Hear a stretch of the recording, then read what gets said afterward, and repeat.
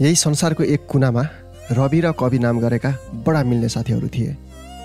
रवि तनावमा हुने गर्थ्यो।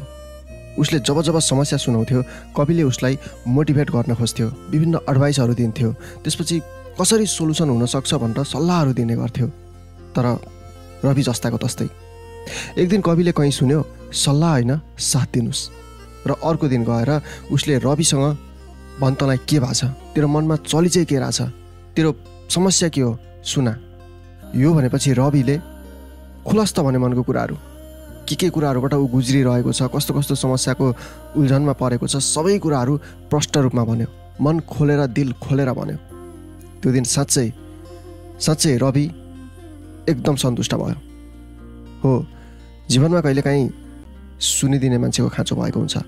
जस्तै डुबिरहेको मान्छेलाई पौडी खेल्न सिकाउने मान्छेको आवश्यक परेको हुँदैन, उसलाई त आवश्यक परेको हुन्छ बचाउने हातको, जसले उसको हात समाइदियोस्। साथको आवश्यक परेको हुन्छ।